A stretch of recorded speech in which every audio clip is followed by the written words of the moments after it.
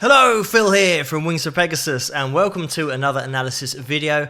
On the agenda tonight, we have Peter Green, Danny Kirwan as well is going to be playing, and this is from 1970.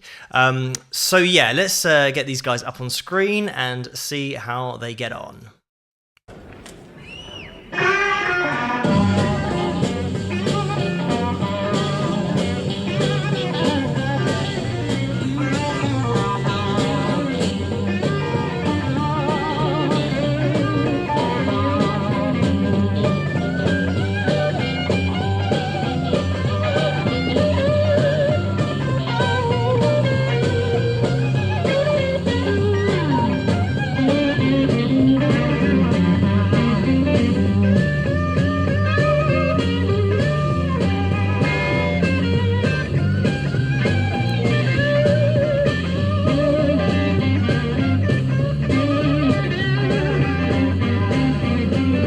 So the intro, really cool, kind of call and response and trading lines between Peter and Danny as well.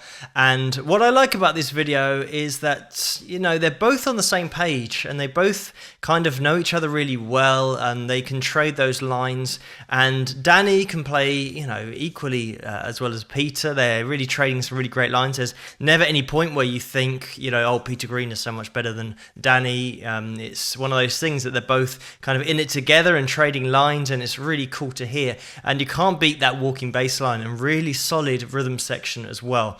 And I think Danny's going to come up and do some singing. Unfortunately, in this video, again, it's one of those things, the curse of the cameraman who focuses on everything but the lead guitar going on. But hopefully we'll get to see a little bit of Peter Green later. We saw him just at the beginning there, but it's mostly going to be Danny that's going to be featured when he starts singing here as well. Love me, baby.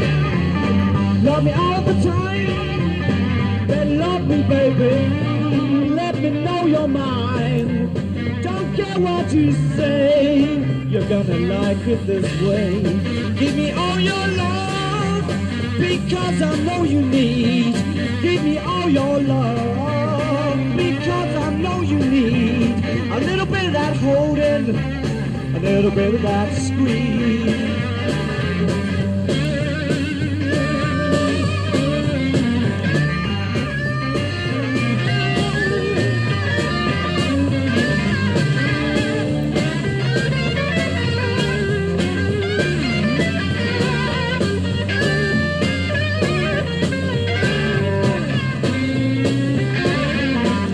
I just want to point out at this stage that Danny there just broke a string. So everything that you're going to hear from now on is only on 5 strings. And I think if you're listening to it, you can't really tell that anything's happened. And certainly listening to it from here on, just have a listen to the lines that they're exchanging here and how Danny adapts his playing so that you can't even tell that he's missing a string. So at the moment, Peter Green's got a massive advantage here because he's still got all of his strings intact. But Danny's going to have to work his way around it, but just listen to how well he deals with it.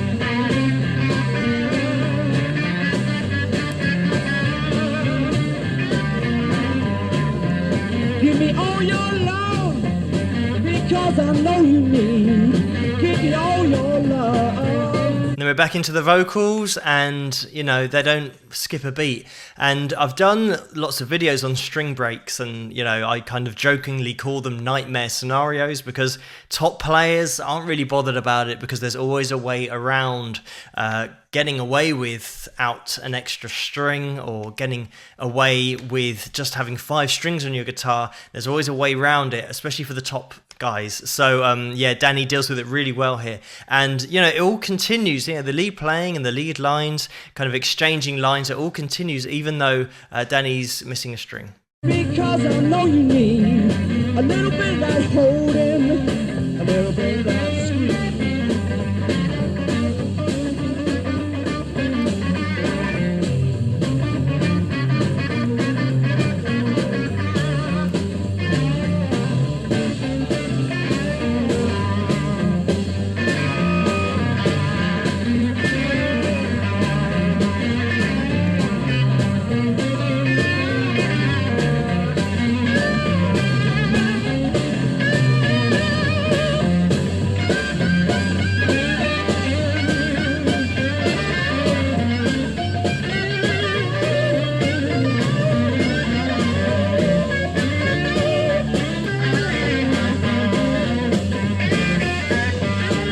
I mean, this is classic blues playing here, some classic lines being thrown to and from each guitarist. And we did see Peter Green there momentarily, amazingly. And I don't know why it's so kind of random as to what we're looking at. What is annoying as well is at the end of this show, as you'll see when I get to the end of it, there's actually a shot from the front that has got the whole band. And they only use it on the last shot. It's like, why don't you go to that more so that we can see the whole band playing and see Peter play? And if we were looking at that wide angle, we'd be able to see the interaction between Peter and Danny when they're actually playing. And we saw a little bit of it there when Peter kind of looked over and kind of gave a smile, because they're just working from each other's lines and adapting what they're playing and giving a little call and then giving a response. And it's a really cool thing. It's what the top musicians can do. You can just look at each other, and that means you're communicating through the music. Yeah, so it's really cool. But we'll see this, we'll watch it till the end.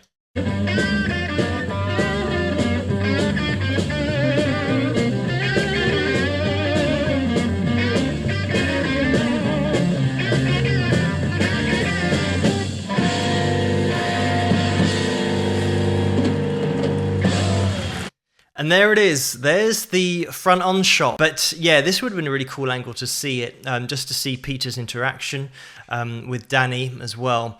But the good thing about the playing, and I don't know whether this is a subconscious thing or whether they're doing it intentionally, but when they're doing their vibrato and bending up on the notes, and they're both doing exactly the same frequency of vibrato. So it is like two of the same voice. And I'm sure many people watching kind of notice that even though it's two guys playing, the tones are similar as well, but it's two guys playing, but it is like they're having the same conversation. It's not like one guy's saying something and then the other guy is totally ignoring it and shredding, and then the other guy says something else and then the other guy totally ignores it and shreds.